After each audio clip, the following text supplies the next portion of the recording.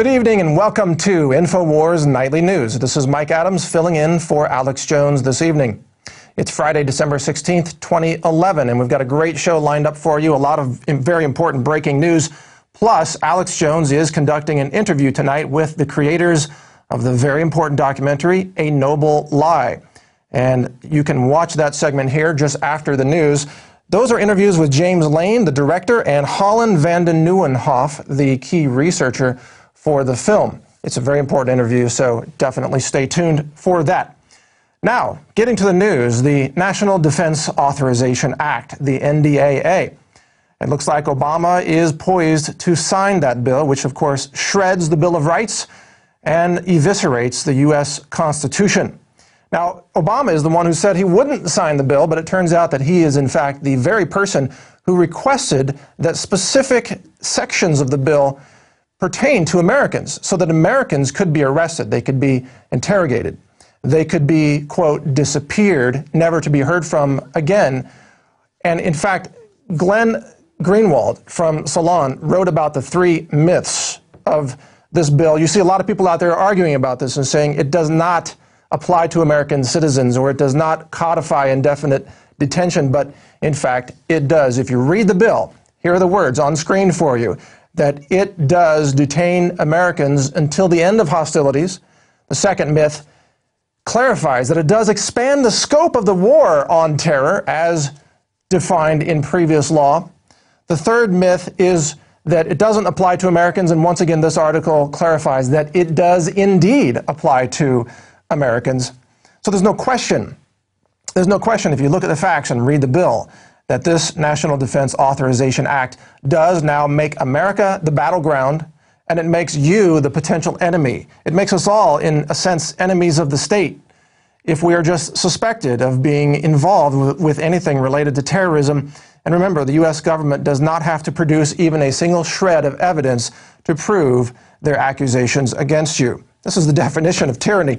Now, we shouldn't be surprised that Obama reversed his own word, saying he would veto the bill and now is poised to sign it, because he has a long history of lying to us about things he will or will not do. Remember this? Remember when he said he would close Guantanamo? This was one of his campaign promises. He said he would crack down on lobbyist influence in Washington. Well, now lobbyists have greater influence than ever before in Washington. Obama also said he would broadcast all the health care negotiations on C-SPAN. And then he went on to have secret negotiations behind closed doors. Yep, private secret meetings to roll out the health care bill. And now, of course, he said he would veto the NDAA, but he is going to sign it. Now is the moment, more than ever, that we need to support Ron Paul. He's the only person who has a sense of sanity and integrity in honoring the Constitution and the Bill of Rights that would protect us from exactly this kind of tyranny that is about to be thrust upon us by Obama and all the senators and members of Congress who signed this atrocious bill. Moving on, we have a very intriguing Man on the Street segment for you, brought to you by Darren McBreen. He interviewed some computer science experts on the streets of Austin. Let's go to that film right now. The House and the Senate have both introduced internet piracy bills that they argue are designed to stop internet theft of intellectual property. But civil rights groups and other critics of the bills are calling these propositions internet kill switches, as they would allow the government to shut down the internet or restrict access to certain websites or types of content. Should the bills pass, the internet would be monitored and patrolled by government censors, and the enforcement of libel and copyright infringement of the internet would be yet another step in the direction of a totalitarian state. Have you heard about the internet kill switch? I have heard rumors about an internet kill switch, yes. I think it's just another way for them to try and control what we do. Just placing any sort of restriction on the internet is just, I don't think, a good idea, because to me, internet is like the great equalizer. It's what gives knowledge to everyone. It gives knowledge to the common man. I believe we do need a law, but I believe the law that they're proposing is probably going a little bit too far. If you were to shut down all the communications from people to people, that goes against core American values. Going as far as blocking and stopping search engines, does exceed its bounds. Do you think it's an assault on our First Amendment?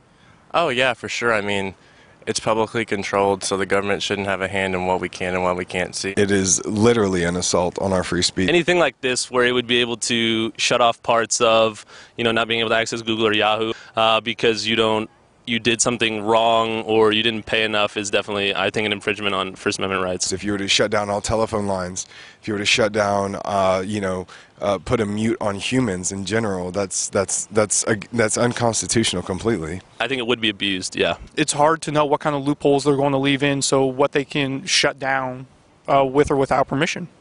You have an internet bill. It's been called the kill switch bill that would allow the president to seize control or shut down portions of the internet. Senator Joe Lieberman, he's one of the proponents of both of these bills that are being introduced. He went as far as saying he wants to model these bills after the Great Firewall Chinese version. What do you think about that? Honestly, I think that's probably one of the worst ideas I've ever heard. China goes beyond their way to block anything that they don't see fit. If you look at all the protests going on right now, I mean, obviously the media is a big, outlet for them using the internet and things like that. So if you cut that out, then pretty much, then they have no way to contact other groups, and immobilize. I think the American people should have a fear. If people are saying this is going to be the next Chinese firewall, then they should be a little worried about what may or may not be censored. Yeah, in Egypt, that's what they did. They attempted to. Fortunately, the power of the people came through, and they set up modems. They set up different ways to get around it, and that's what. If they actually try and do that to us, as far as we are technologically in the U.S., they'd have some real trouble on their hands. Everyone needs to realize what's going on and try and do as much as they can to stop it before they take it away. So if you value your internet freedom and you don't want the web in the United States to be transformed into an imitation of the censored and policed Chinese version of the internet, call your congressman, call the Senate, and demand that they vote against the internet kill switch. I'm Darren McBreen for Infowars Nightly News. That was a really great segment there by Darren McBreen. Thank you, Darren, for bringing us that. Extremely informative and very important because, of course, if they have this internet kill switch in place, it will allow them to seize control of sites like Infowars, which is, of course, the way you're getting the truth that the mainstream media won't report. So definitely take action to help stop this bill before it becomes law.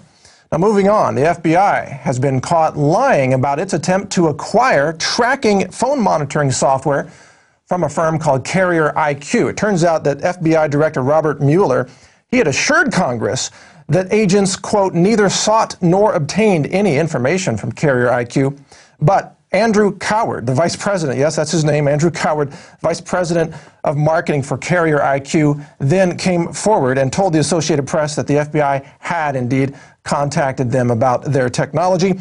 The software is called IQ Agent, and it tracks everything that you do with your smartphone. It tracks keystrokes and the messages that you send, and it logs them in the phone. No wonder the FBI was interested in acquiring this software.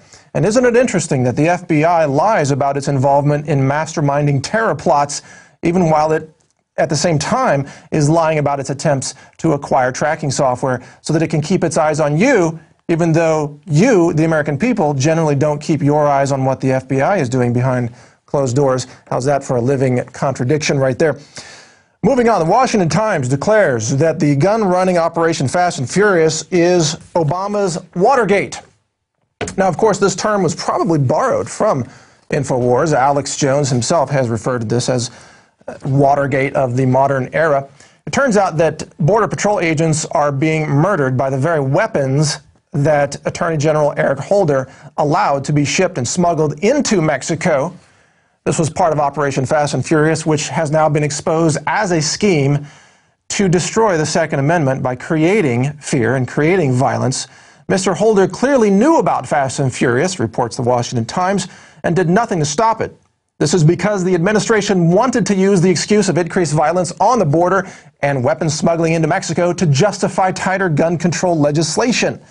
Mr. Holder is fighting ferociously to prevent important internal justice documents from falling into the hands of congressional investigators. They go on to report, if the full nature of his involvement is discovered, the Obama presidency will be in peril. Yes, that's because who knows how high this goes up the ladder of power in Washington. Maybe Eric Holder isn't where this thing ends. And of course, wasn't it just a few days ago right here on Infowars that Ron Paul suggested in an interview with Alex Jones that Eric Holder should be fired and investigated for possible criminal violations. Well, if that happens, it would be interesting indeed to see how high that criminality runs in Washington, D.C. Now, moving on, the growing menace of domestic drones is upon us. We now have drones that are flying over and watching what we do, even when we're not breaking the law. These drones, in fact, have now been used to menace ranchers in, was it North Dakota? Yes. The Los Angeles Times reported yesterday that local police in North Dakota use a Predator B drone. This is a military-class drone developed for the military to locate people and arrest them for refusing to turn over some cattle that had wandered onto their land. Now, I've got to ask here, you see some of the quotes on screen there, the suspects had refused to turn over the cattle, and then the drones came after them so that they were located and then arrested. If these drones can watch you and your cattle, then they could also watch you and your garden. Maybe you're growing a secret garden in the backyard, and they're going to use these drones to now locate your secret garden. And I'm not talking about a garden of marijuana. I'm talking about growing heirloom vegetables, like Julie Bass tried to do in Michigan, and then having drones spot that and report you to local food police that shut down your garden. That's a possible scenario coming in our near future as these drones continue to be rolled out. Now, continuing with the drones, oh, another point on that, sorry, I wanted to include this note on the drones, is that the drones have, not exactly military drones, but other flying aircraft, DHS airplanes, were used recently to murder 73 civilians in Jamaica. And this is what I call a flying robo-massacre of innocent people. So if they could be used to kill people in Jamaica, they could certainly be used